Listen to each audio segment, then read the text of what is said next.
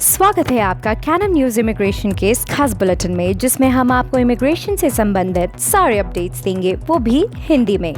लेकिन शुरू करने से पहले हमारे चैनल को सब्सक्राइब ज़रूर करें और अमेरिका और कनाडा की सारी खबरों को पाने के लिए बेल आइकॉन पर क्लिक करें।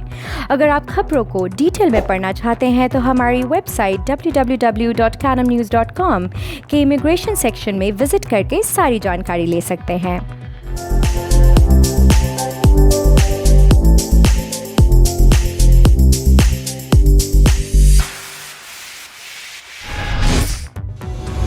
ब्रिटिश कोलंबिया ने न्यू पीएनपी ड्रॉ के तहत 437 इमिग्रेशन कैंडिडेट्स को किया इनवाइट।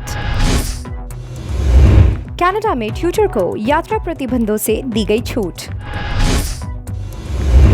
कनाडा में कोविड-19 का इमिग्रेशन के जरिए फर्टिलिटी रेट्स पर पड़ सकता है प्रभाव। पीजीपी की ओर से स्टडी परमिट अप्रूवल काउंट से पहले ऑनलाइन कोर्स हुए शुरू। अब खबरें विस्तार से। ब्रिटिश कोलंबिया ने 7 अगस्त को skilled immigration and express entry BC candidates के लिए स्थायी निवास के लिए एक प्रोविंशियल नॉमिनेशन के लिए आवेदन करने के लिए इनविटेशन जारी किया। स्किल्ड वर्कर्स, इंटरनेशनल ग्रेजुएट और एंट्री लेवल और सेमी स्किल्ड वर्कर्स कैटेगरी में British Columbia Provincial Nominee Program यानी BCPNP में कुल 437 निमंत्रण जारी किए गए थे। इस ड्रॉ के लिए न्यूनतम स्कोर सब कैटेगरी के आधार अलग अलग होते हैं और 76 से 98 अंकों के बीच होते हैं। Express entry BC categories federal express entry system में एक प्रोफाइल के साथ इमिग्रेशन कैंडिडेट्स के लिए खुली हैं, जो कनाडा के 3 federal skilled immigration programs, federal skilled worker program, federal skill trade program और कैनेडियन एक्सपीरियंस क्लास के लिए कैंडिडेट्स के पूल का प्रबंध करता है। कनाडा ने ट्यूटर को तत्काल परिवार के सदस्यों के रूप में सूचीबद्ध किया है, जिससे उन लोगों के लिए भ्रम पैदा हो गया है जो केवल एकेडेमिया में प्रयुक्त होने वाले शब्द से परिचित हैं। कनाडा में कई लोग ट्यूटर्स के बारे में सोचते हैं जो छात्रों को किसी विशेष विषय का अध्ययन करने में मदद करते हैं।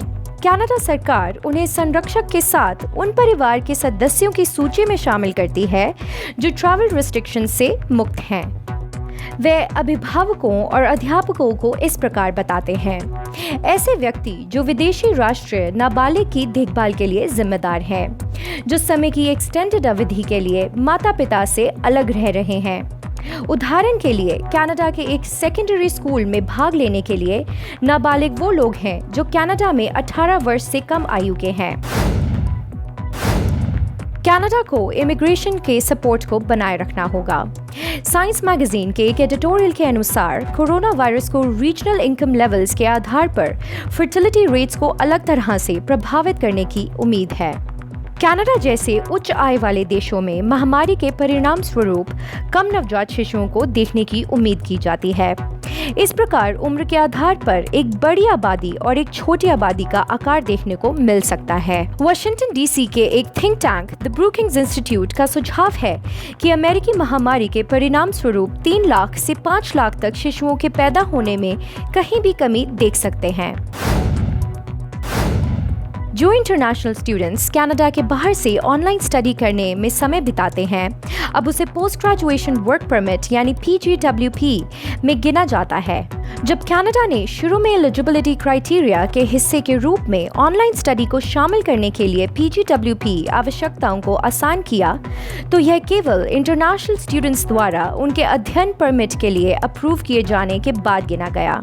अब जब अंतर्राष्ट्रीय छात्रों ने अपने अध्ययन परमिट प्राप्त करने से पहले अपने पाठ्यक्रमों में डाल दिया, जब तक कि उनका कार्यक्रम 2020 में शुरू नहीं हो जाता, उन्हें 15 सितंबर से पहले स्टडी परमिट के लिए भी आवेदन करना होगा और उनके कम से कम आधे प्रोग्राम को कनाडा में पूरा करना होगा। 31 दिसंबर 2020 तक IRCC PGWP की ड्यूरेशन से कनाडा के बाहर पूरा किए गए अध्ययन समय में कटौती नहीं करेगा।